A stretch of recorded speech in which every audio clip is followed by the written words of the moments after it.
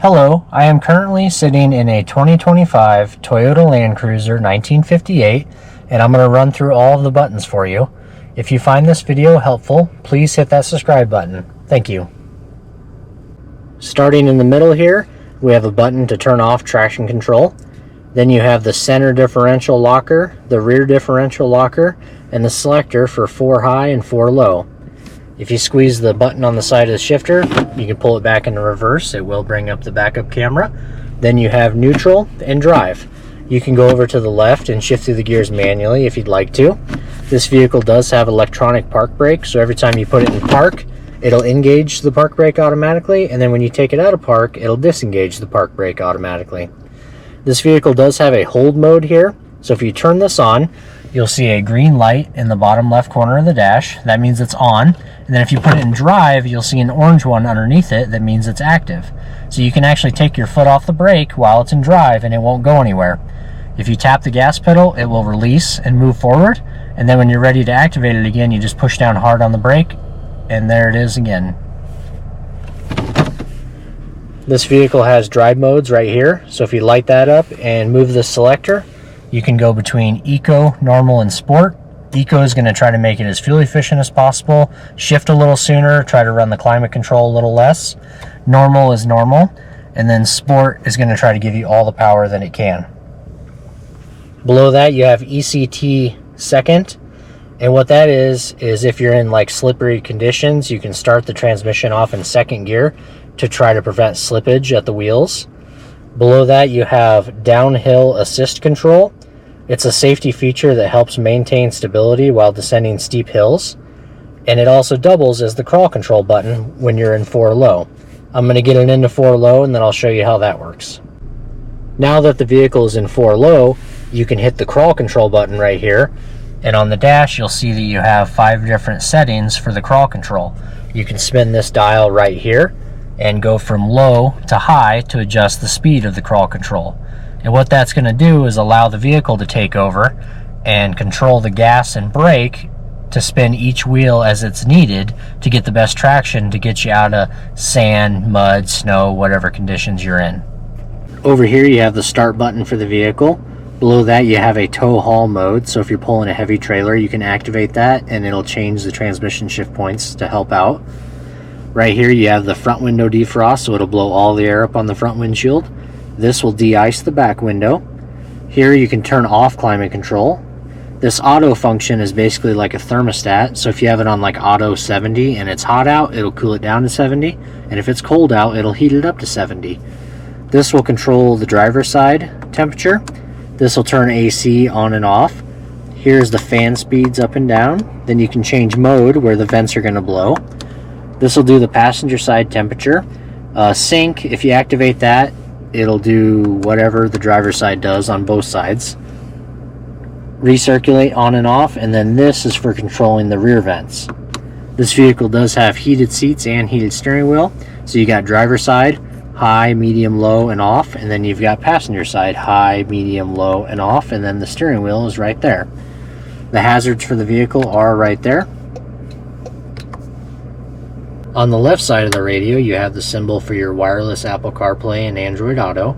If you hit that, it'll bring your phone screen up on the radio screen. So you can use your phone's maps, show what you're listening to. You can hit this symbol, bring up your contacts, messages, Amazon Music, whatever you want to use. Second one down is the cloud navigation. This is something you do have to subscribe for through Toyota, and you'll have built-in maps on your radio. Then you've got the music symbol here. You've got favorites, which is all your presets over here on the right. Otherwise, you can hit tune, and you've got FM, AM, and XM. You do get 3 months free XM radio with every new Toyota. If you hit channel 57 and tune the channel, it'll bring it up there for you. If you like this station and you want to favorite it, you just hit the heart, and it'll put it on your favorites list. You can also go channel by channel here at the bottom. You can pause it, back it up if you missed a song. It's even got this neat notify me feature, so if you like the artist or the song, you can check mark it and it'll tell you if it's playing on any station across XM. Then you've got the phone icon here, which is it'll just take you into your Apple CarPlay and Android Auto, so you have your contacts. The little vehicle tab, you can do some climate control stuff up on the screen. You can do trip information like range to empty and miles per gallon that you're getting. And then vehicle alert. If there's anything wrong with the vehicle, it'll tell you here.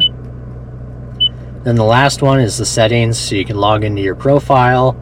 You can change date and time and make all kinds of different vehicle customizations. Up above, you do have map light. Here will turn all the lights in the vehicle on. Then this one that says door, if it's lit up, the lights will come on when the door is open. And then if you don't want that feature, you can just turn it off right there. Here's the SOS Safety Connect button. So if you ever get like a flat tire or get in an accident or anything like that, you can flip this down, push the SOS button. It'll call Toyota and then they can send help your way. This vehicle does have home link. So it's got the garage door openers right here, 1, 2, and 3 different doors. And then you've got the auto dimming rearview mirror. So if that's lit up green like that and somebody's behind you with their headlights on, it'll dim the mirror so they don't blind you. Behind the steering wheel, you have the wipers. You can go up one time for mist and then it's back to off. One click down is the auto rain sensing wipers. You can adjust the sensitivity of those right here. And then if it detects raindrops on the windshield, it'll wipe automatically. Then there's low and then there's high. If you pull it towards you, it'll clean the front windshield. If you push it away from you, it'll spray the back windshield. And then you can turn on the back wiper, delayed, and then on right there. Then the headlights on this vehicle, you've got DRL off, which is driving lights off, no lights at all. There's auto, which most people leave it on all the time. They turn on and off on their own. Then there's park lights and headlights. Forward for high beam, back for low beam. Then you can adjust your fog lights right there as well.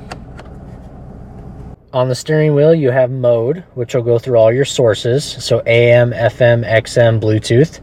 The arrows here will actually go through your presets. So if you have your favorite radio stations set, you can toggle through those there. Or if you're listening to like Amazon Music, you can go next song and back a song.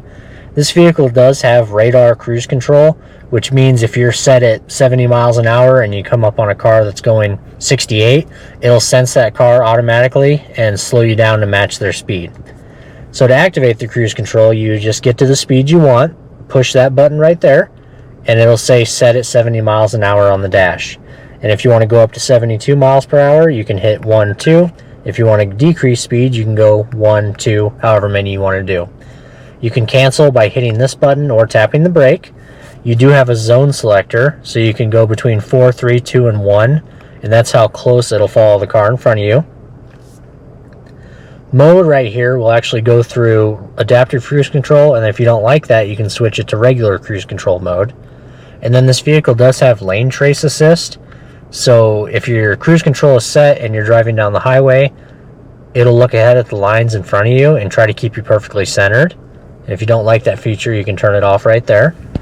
Over on this side of the steering wheel, you have voice command button. Tune to XM channel 57. Tuning to Sirius XM channel 57. Above that, you can turn the volume up and down for the radio. Then you have a up and down, left and right arrow. So basically you can go up and down through all those different tabs there. And then you can go on some of them right and left. So you can show some fuel economy stuff. Here you've got radar cruise, compass. There's what's playing on the radio station. Here's vehicle information like drive info, trip A, trip B, tire pressures, traction monitor, pitch and roll, all kinds of different stuff. Then you've got settings to adjust a lot of the safety equipment, and then messages at the bottom. If anything's wrong with the vehicle, it'll tell you right there. Then up here, there's a little phone. If you have your Bluetooth or your Apple CarPlay, Android Auto hooked up, if somebody calls you, it'll say call from whoever. You can hit that to answer it, then you can hit it again to hang up. And then the last button here is like a little clear button. So if you get like a notification that pops up on the screen, you can hit this to clear it. Over on this side of the dash, you have a button to turn on and off your automatic high beams. That feature is when you're driving down the highway at night and you have your high beams on and you forget to dim them. When you meet a car, it'll sense their headlights and dim them for you automatically. Next to it, this vehicle does have automatic rear braking. So if you're backing up and it thinks you're going to hit something, it will slam on the brakes. It's important to turn this feature off when you are hooked up to a trailer, because if you're backing it up, it thinks you're going to hit something and it'll slam on the brakes constantly. Then you can adjust the brightness for the gauges right here. Down below you have AC 120 volt for the outlet in the vehicle. You can turn it on and off. Then you have the fuel door. You can pop it open right there. And then down below, this vehicle does have built-in trailer brake controller, so you can adjust the trailer brakes right there. On the driver door, you can lock the windows here so nobody else in the vehicle can roll the windows up and down. Then you have all 4 window controls. They are all auto one-touch up and down, so if you just give it a quick push down, it'll roll the window all the way down, and then if you lift up on it real quick, it'll roll it all the way back up. Then you have the unlock and lock for the doors. Then you can adjust your mirrors, so you can hit the left one, make adjustments, hit the right one, make adjustments, and then if you put it back in the neutral position, it won't go anywhere if you bump it. This vehicle does have power folding mirrors, so you can actually push it all the way to the right, and it'll fold the mirrors in. And if you go all the way to the left, the mirrors will stay out all the time. And then if you put it in the middle on auto, when you get out of the vehicle and lock the doors, it'll fold the mirrors in automatically.